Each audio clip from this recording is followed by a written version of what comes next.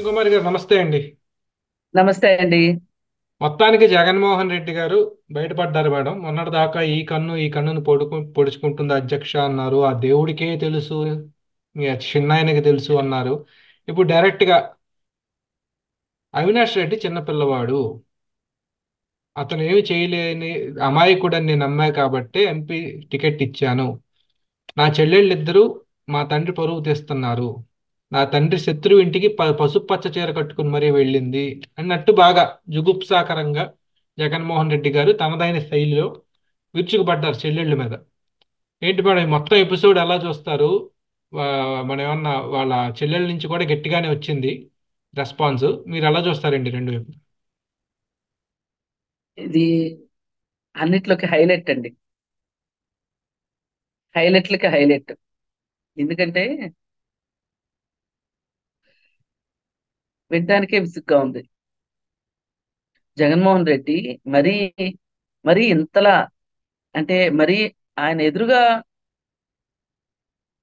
వచ్చిన వాళ్ళు మరీ అంత అమాయకులు అనుకుంటున్నాడా? మరీ అంత వాళ్ళని వెర్రి వాళ్ళని చేద్దాం అనుకుంటున్నాడా? ఏమో అర్థం కావట్లేదు. కానీ బహుశా నేను అనుకోవటం, ఫ్రస్ట్రేషన్ లో నుంచి కొంతమందికి బూతులు వస్తాయి, కొంతమందికి ఇంకొకటి వస్తుంది, కొంతమందికి ఇంకొకటి వస్తాయి. జగన్మోహన్ రెడ్డి ఫ్రస్ట్రేషన్ లో నుంచి ఏమైనా సరే కాపాడుకోవాలి అంటే ఏదో ఒక స్క్రిప్ట్ ప్రకారం చదవాల్సిందని డిసైడ్ అయ్యాడు. అసలు తాడేపల్లి ప్యాలెస్ లో ఈ అవినాష్ రెడ్డి చిన్నపిల్లోడు, ఆ అమాయకుడు అనే స్క్రిప్ట్ 15 రోజుల క్రితమే వైఎస్ విమలమ్మ స్టార్ట్ చేసింది ఈ స్క్రిప్ట్. ఇప్పుడు ఇన్నాళ్ళకి ఆ స్క్రిప్ట్ ని ఈయన కూడా చదివాడు, అంతే తేడా, వేరే ఏమీ లేదు. ఆమె కూడా ఇంతే కదా, చిన్నపిల్లోడు, మంచి పిల్లోడు, వాడి భవిష్యత్తు నాశనం చేస్తున్నారు, మీకేం పోయే కాలం వచ్చింది, అందుకే చెప్పానా ఆడపిల్లల్ని కనొద్దని అన్నంత లెవెల్లో చెప్పింది ఆవిడ.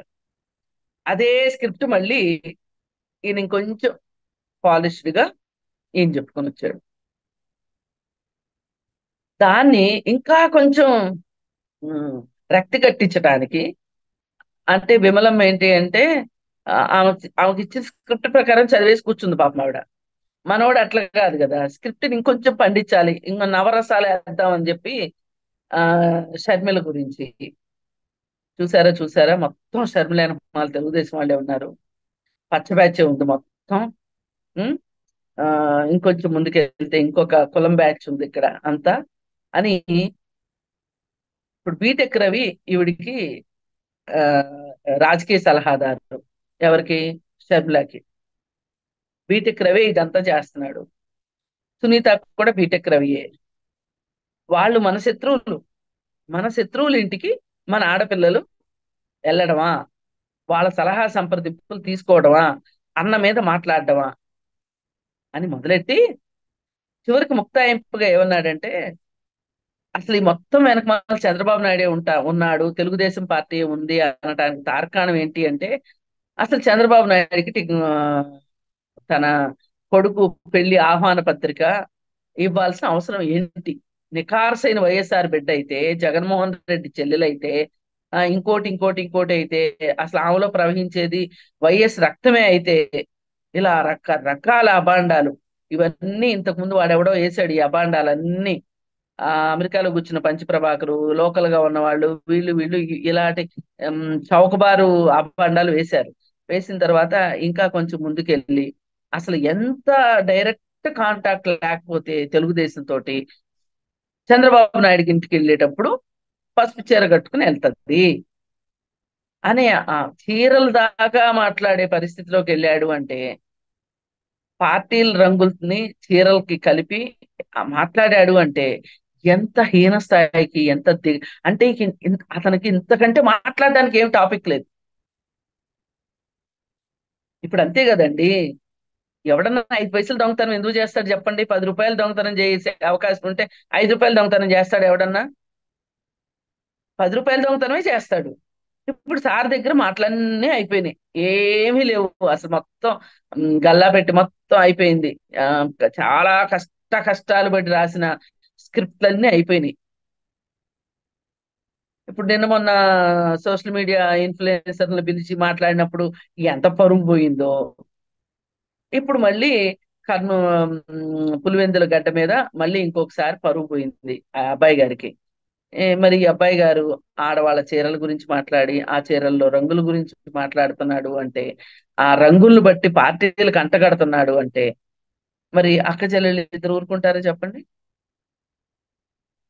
వాళ్ళు అసలే చిచ్చర పిడుగులు.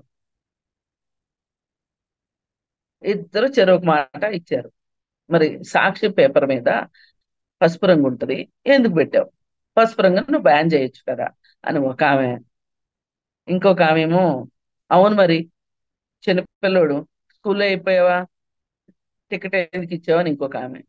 అసలు నాలాంటి వాళ్ళని కదిలిస్తే ఏమంటావంటే, అవును మరి డైపర్లు నువ్వే మారుస్తున్నావు అందుకే నీకు తెలుసు అటు చిన్నపిల్లోడని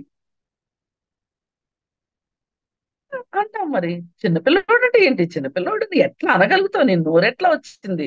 ఆడు దున్నపోతులాగా 6 అడుగులు బలిసి కొట్టుకుంటుంటే వాడు, ఆ వాడు 2 సార్లు ఎంపీగా చేసినోడు చిన్నపిల్లోడా నీ దృష్టిలో? అంటే ఇక్కడ ఓట్లేసే ప్రజలు అమాయకులా?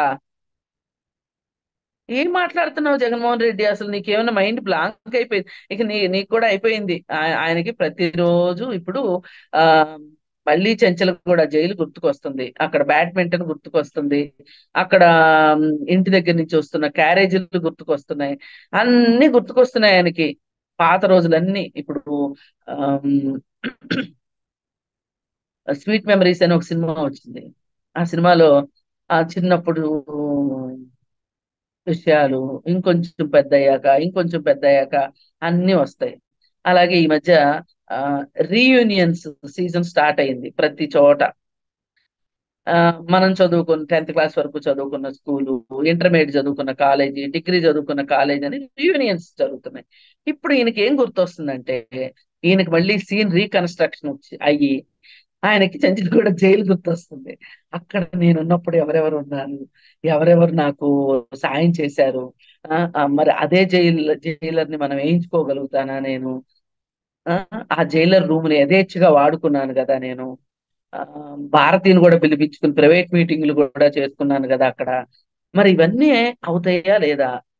మరి ఈసారి ఇప్పుడుండే జైలరు ఇలాంటి వాటన్నిటికి సహకరిస్తాడా, సహకరించడా? ఇలా ఆయన చిన్నతనం వెనక్కి వెనక్కి వెళ్ళిపోయాడు అనమాట. వెళ్ళిపోయి ఇలాంటి వ్యాఖ్యలు చేశాడు. సైకాలజీలో కూడానండి ఇట్లాంటి దానికి ఒక ఆస్కారం ఉంది. ఏంటి అంటే, ఉమ్, కొంతమంది పెద్దవాళ్ళు పిల్లల్లాగా యాక్షన్ చేస్తారు. మనం ఏమనుకుంటామంటే వీళ్ళు ఏదో నాటకాలు ఆడుతున్నారు అనుకుంటాం. కాదు. వాళ్ళకి ఏ పొజిషన్ అయితే వెళితే, అంటే మైండ్ అక్కడికే చెప్తా ఉంటది, అక్కడికి వెళ్ళిపోతారు వాళ్ళు. అలాగే పిల్లలు ఏం చేస్తుంటారంటే, వాళ్ళకి కంఫర్టబుల్ గా ఉన్న కండిషన్ లోకి వెళ్ళిపోతా అక్కడ ఉన్నట్లుగా యాక్షన్ చేస్తారు ప్రజెంట్ బాగోకపోతే. ఇప్పుడు పిల్లల్ని దేనికన్నా దండించామనుకోండి మనం, టక్కున వాళ్ళు ఏం చేస్తారంటే నోట్లో వేలేసుకుంటారు. మీరు గమనించండి.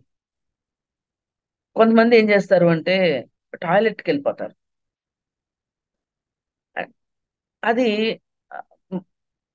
ప్రస్తుతం వాళ్ళు ఉన్న పరిస్థితిని తట్టుకోలేక వెనక్కి వెళ్ళిపోతారు. వెనక్కి వెళ్ళినప్పుడు వెనకున్న ఆ అలవాట్లు అవన్నీ బయటకు వచ్చేస్తాయి.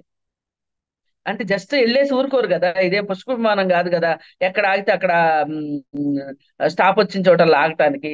ఇక్కడ ఏమైపోద్దంట అంటే, ఇప్పుడు జగన్మోహన్ రెడ్డి పరిస్థితి ఎలా ఉందంటే, అసలు ముందుకు ఆలోచించలేకపోతున్నాడు, వెనక్కే ఆలోచిస్తున్నాడు. దానిలో భాగంగానే అవినాష్ రెడ్డి గురించి ఈ విధమైన వ్యాఖ్యలు చేయటం కావచ్చు, చెల్లెళ్ళ మీద వ్యాఖ్యలు చేయటం కావచ్చు, ఏది ఏమైనప్పటికీ కూడా ఆయనకు ఒకటి అర్థమైపోతుంది.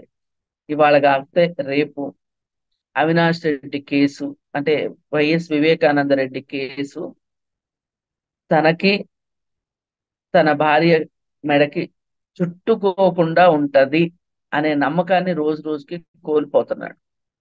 ఆ కోల్పోయిన బాధ నుంచి, ఆ ఫ్రస్ట్రేషన్ లో, ఆ సినిమాలో మహేష్ బాబు అన్నట్టు ఫ్రస్ట్రేషన్ లో ఎక్కువ కొట్టేస్తానంటాడు, కన్ఫ్యూజన్ లో ఎక్కువ కొట్టేస్తానంటాడు కదా, అలా ఈయన ఫ్రస్ట్రేషన్ లో కన్ఫ్యూజన్ లో ఇలాంటి మాటలు మాట్లాడుతున్నాడు. లేకపోతే అవినాష్ రెడ్డి చిన్నపిల్లోడు అంటే ఏంటండి? నాకైతే అసలు అది వినగానే నాకు ఫీజులు ఎగిరిపోయినాయి అసలు. ఎట్లా ఎనగలుగుతాడు? లేదు అంటే అతను ఇంతకు ముందు చేసిన కార్యక్రమాలు, లేకపోతే అతని మంచితనం, అతని గుణగణాలు, వాటి గురించి మాట్లాడతాడు తప్పితే చిన్నపిల్లోడు అనే మాట ఎట్లా అనగలుగుతాడు? అతని భవిష్యత్తును నాశనం చేస్తున్నారు అని. నువ్వైతే ఎవరి భవిష్యత్తులైనా నాశనం చేయొచ్చు. ఉం? ఆంధ్రప్రదేశ్ లో భవిష్యత్తు లేకుండా రాజధాని రాజధాని రైతుల గురించి కావచ్చు, లేకపోతే పోలవరం గురించి కావచ్చు, ఇప్పుడు మాట్లాడుతున్నాడు. రాజ్నాథ్ సింగ్ నిన్నొచ్చి ఇంత గొప్పగా అసలు పోలవరం ఎందుకు కంప్లీట్ కాలేదు అని అడుగుతున్నాడు. ఆ ఈ ఈ 5 ఏళ్ల నుంచి ఈ రాజ్నాథ్ సింగ్ ఎక్కడికి పోయాడు? ఆ ఇట్లా ఉంది. నీకు చక్కగా 151 ఎమ్మెల్యేలు ఇచ్చి చక్కగా ఒక దారులు వేసి, ఇప్పుడు చంద్రబాబు నాయుడు చేసింది ఏంటి? ప్లానింగ్ చేశాడు, పని మొదలెట్టాడు, కొన్ని పనులు కంప్లీట్ చేశాడు, కొన్ని పనులు 90%, కొన్ని పనులు 80% అట్లా కంప్లీట్ చేసి చక్కగా నీకు కొంచెం వీటి మొత్తాన్ని కలపరా బాబు అని ఇచ్చాడు. ఇస్తే కూడా నీకు కలపటం చేత కాలేదు, నీతో కల్పించటం బీజేపీ పెద్దలకు చేత కాలేదు. మీ అందరూ కలిసి ఒక డ్రామా ఆడి ఆంధ్రప్రదేశ్ ని వాళ్ళ ఈ స్థితికి తీసుకొచ్చి ఇప్పుడు నువ్వు నీ నోరు తెరిస్తే వాడు చిన్నపిల్లోడు, వీడు చిన్నపిల్లోడు, వీడు బెడ్ వెట్టింగ్ చేస్తున్నాడు, వాడికి డైపర్లు మార్చాలి అని మాట్లాడుతున్నావు అంటే ఇలాంటి రాజకీయ నాయకులు ఉన్నందుకు మన పరిస్థితి ఆంధ్రప్రదేశ్ పరిస్థితి లాగా అయిపోయింది. అంతేనండి, తప్పదు ఇంకా. దేనికంటే బహుశా తెలుగుదేశం జనసేన వాళ్ళు కూడా వాళ్ళు కొట్టుకుంటారు, మనకెందుకు వచ్చిందని వదిలేసి ఉంటారు. ఏదేమైనా జగన్మోహన్ రెడ్డి గారి మీద మీరు చెప్పినట్టు ఇద్దరు అక్క చెల్లెళ్ళు ఇద్దరు కూడా చిచ్చర పిడుగుల్లాగా విరుచుకు పడుతున్నారని అనుకోవాలి మేడం. చూద్దాం మరి ఇది ఎక్కడ తాగుతుందా, ఇంకా ఎంతవరకు వెళ్తుంది అనేది. ధన్యవాదాలు. ఆగదండి, ఆగదు. ఇంకా ఉన్నాయి కదా, 13వ తారీఖు దాకా అంటే ఉంది కదా. 13వ తారీఖు వరకేనా, లేదా తర్వాత కూడా ఉంటుందా అనేది నా ఉద్దేశం. ఆ కేసు తేలే వరకు సునీత రెడ్డి ఊరుకోదండి. ఓకే. ఉమ్. కాంగ్రెస్ లో తనేంటో నిరూపించుకునేదాకా, కాంగ్రెస్ దగ్గర నుంచి తనకు కావాల్సిన తను దక్కించుకునేదాకా షర్మిల ఊరుకోదండి. వాళ్ళిద్దరూ డిసైడ్ అయ్యారు. ఇప్పుడు మీరు ఎప్పుడైనా ఒకటి గమనించండి, పురుషులైనా సరే వెనక ముందు ఆలోచించుకుని ఒక అడుగు వెనక్కేస్తారేమో కానీ స్త్రీలు వెనక్కి అడుగు వెయ్యరు. ఉమ్. వాళ్ళ మొండితనం అలా ఉంటది. ప్రకృతి ఆ ఆ శక్తి ఇచ్చిందండి స్త్రీలకి. అదే. కుటుంబ పరిస్థితులకి తట్టుకోలేక నేను పురుషుల్ని తక్కువ చేస్తానని కాదు, పురుషుడన్నా పారిపోతాడేమో గాని స్త్రీలు పారిపోరు. అందులోనూ మన తెలుగు ఆడవాళ్ళతో పెట్టుకున్నాడు అంటున్నారు. ఆ అది అది మరి అందుకని ఏంటంటే స్త్రీలు అంత తొందరగా ఒక నిర్ణయానికి రారు, వస్తే మార్చుకోరండి. ఉమ్. నిజమే. అసలు ఒక నిశ్చయానికి వచ్చారు అంటే వాళ్ళు ఉమ్, ఏం ఏం అది నష్టమే జరగచ్చు, లాభం జరగచ్చు. ఇప్పుడు నాయకురాలు నాగమ్మ మన ఆంధ్రప్రదేశే కదా, ఎంత పోరాటం చేసిందండి. ఇంకా చాలా మంది ఉన్నారు అట్లా చెప్పాల్సి వస్తే. ఇందిరాగాంధీ అండి ఎంత ఏటికి ఎదురీదిందండి. జయలలిత గారు కూడా. బెనజీర్ జయలలిత మనకి చాలా జయలలిత చాలా మంది ఉన్నారు, బెనజీర్ భుట్టో, ఇప్పుడు మమతా బెనర్జీ. ఉమ్. ఇదండి పరిస్థితి. అందుకని ఈ ఇద్దరు మట్టుకు జగన్మోహన్ రెడ్డిని చచ్చే వరకు వదలరు. ఇప్పుడు ఈ సూపర్. మాట అన్నందుకైనా అవినాష్ రెడ్డి మీద అన్న వీళ్ళ కోపం తగ్గుతుందేమో కానీ జగన్మోహన్ రెడ్డి మీద అంతకు పదింతల కోపం పెరుగుతుంది. ముఖ్యమంత్రి స్థానం సునీత నుండి న్యాయం చేయగలిగే స్థానంలో ఉండి కూడా చేయలేదు కాబట్టి బహుశా ఈయన పెద్ద దోషం అవ్వచ్చు. అసలు ఇంకా గమ్మత్తు ఏంటంటే ఇది సునీత సునీత వాళ్ళ భర్తే చేశారు అని చెప్పిన ఆ, జగన్మోహన్ రెడ్డి 5 సంవత్సరాలు నీకు అధికారం ఉంటే నువ్వు ఎందుకు ఊరుకున్నావు? ఈ ప్రశ్న వస్తది కదండి. ప్రతి వాళ్ళు మాట్లాడతారు. మాట్లాడకుండా ఆలోచించకుండా అయితే ఉండరండి. పులివెందుల్లో మట్టుకు ఖచ్చితంగా కడప ఎంపీ సీటు మట్టుకు షర్మిలదే. అంటే అదొకటే తలకి కాదండి. సునీత గారిని నారా సునీత అన్నారు. నర్రెడ్డి సునీత కాదు నారా సునీత అన్నారు. మళ్ళా వీడు కూడా షర్మిల గారిని కూడా రాజశేఖర రెడ్డికి పుట్టలేదన్నారు ఏకంగా. అవును. అవును. ఇట్లా అంటే ఈ స్థాయికి ఈ స్థాయి దాకా వెళ్ళిందంటే బహుశా అసలు మనిషి వచ్చి కాళ్ళు పట్టుకున్నా కూడా కష్టమే ఏమో అని అనిపిస్తుంది. చూద్దాం మరి ఏమవుతుంది. లేదండి. ఇప్పుడు జగన్మోహన్ రెడ్డి పూర్తి ఫ్రస్ట్రేషన్ లో ఏం మాట్లాడుతున్నాడో, ఎందుకు మాట్లాడుతున్నాడో, ఎలా మాట్లాడుతున్నాడో అర్థం కాకుండా అయిపోయింది. ఇతని పరిస్థితి ఎలా ఉంటే అతని సోషల్ మీడియా గ్రూప్ కావచ్చు, అతని ఆ ఐపాక్ బృందం ఉంది కదా, వ్యూహకర్తల బృందం, వాళ్ళు కూడా సార్ని ప్రసన్నం చేసుకోవటానికి మితిమీరిన వేషాలు వేస్తున్నారు.